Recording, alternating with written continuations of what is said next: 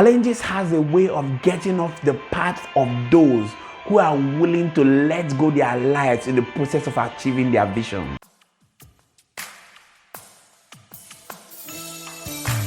Hi guys, my name is Moses Waribo and this is Think Tank. Welcome to our Monday Motivation. So yesterday I went to church and I had lots of word from the pastor that preached. Unfortunately, I can't grasp everything he said right now, but there's one thing I grasped. One thing that seemed to get stuck in my head. He shared a story of how he met a young lady when he was a young man in the village, that's like the suburbs. He said when he met this lady, they had an age grade where they normally play together and gist within themselves. He said on this certain occasion, they started asking themselves, who do you want to be? What do you want to be? Some of them were saying, I want to be a doctor. Some of them were saying, I want to be a this. They were just saying their wishes. But this young lady would always say, whenever this question comes up, I want to spend my life in London. I want to move to London. But because they were in the suburb, in a very interior village, it sounded so abstract to them. They were like, what is this lady saying? How is she always sounding like she wants to go to London? It sounded like a very big thing to them. That's like 30 years back. But interestingly, he said last week he met someone that he asked about the lady. Please, how is this lady doing? And interestingly, they said something. In their response, they said she's in London, she's married with her family, and she resides now in London. Wow, how interesting. This is a life story. What came across my mind is how powerful our thoughts can be. So you'd agree with me that if you decide to start playing the piano 8 hours a day, 5 days a week, 50 weeks a year for 40 years, you would definitely become an expert. So the question here is, why do people work 8 hours a day, 5 days a week, 50 weeks a year, and 40 years? They work 40 years in a career and we still end up to be broke. So someone asked a Nobel laureate a question. Sir, what is the problem with men? Why do men seem not to achieve what they wish and hope to achieve in life? Hear what his response was. Men simply don't think. Men simply don't think. You know, we were brought up with this conformity mentality. We went to school and we were taught on how to do what everybody does. They give us an assignment, they ask all of us to do it. We went to primary school, the same thing. They give us an assignment and they ask us to do it together. We went to the university, they give us an assignment, they give us a term paper, they give us a project, they ask all of us to do it. So what is expected the moment you come out of school? You check around you and find out what is everybody doing. You have no other option than to conform to the status quo. Pick up a job, do what everybody is doing, get a paycheck, and live the rest of your life.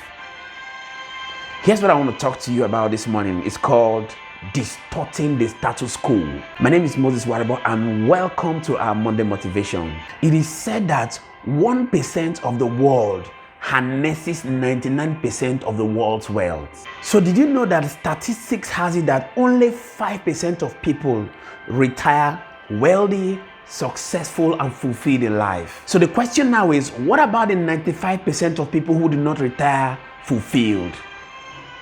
It's obvious that they have done something wrong all through their lives. So here are points you need to know if you make up your mind to distort the status quo and hence become among the top 5%. Number one, whether you're working for yourself or you're working for someone else, every job is hidden with opportunities that you may never unfold for the rest of your life.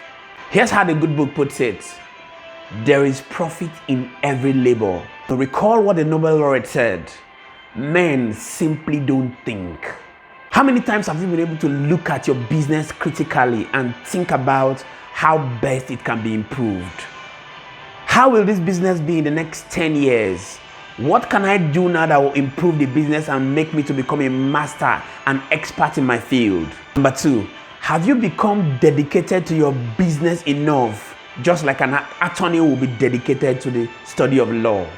Number three, you need to understand that every new path is hidden with opportunities and hence challenges as well.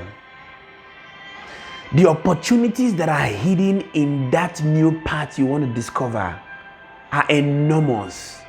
But the question is, would you be able to stand through the challenges you would face? Majority of those high profile people, all those successful people you see around the world, have major challenges that they go through. But what do? They do not let that to deter the consistency and the efficiency of their business. They go ahead and pull through. It is called definiteness of purpose, just like Napoleon Hill will put it. You must be definite with your purpose enough to ensure you're in this purpose for a lifetime. This is it. This is what I'm going to do. I'm going to be here until I make it. And you know what? Life has a way of getting off the path. Challenges has a way of getting off the path of those who are willing to let go their lives in the process of achieving their vision. So you want to be consistent in the business you're going for. You want to think of new measures and new ways to approach your business. You want to do studies about your business just like an attorney will do studies about the law profession. And with these three things, I sure believe you can become outstanding in your field of endeavor. I trust you learned something today. My name is Moses Warribo and this is Think Tank TV. Try to hit the like button. Why? It's a way of letting us know how you feel about our videos. You need to hit the comment button. Tell us what your thoughts are. Tell us the topics you'd like us to treat. Do a subscribe so that you can be notified when we share contents like this, and we're going to be here to save you. Thank you so much for joining us in our Monday Motivation. Bye for now.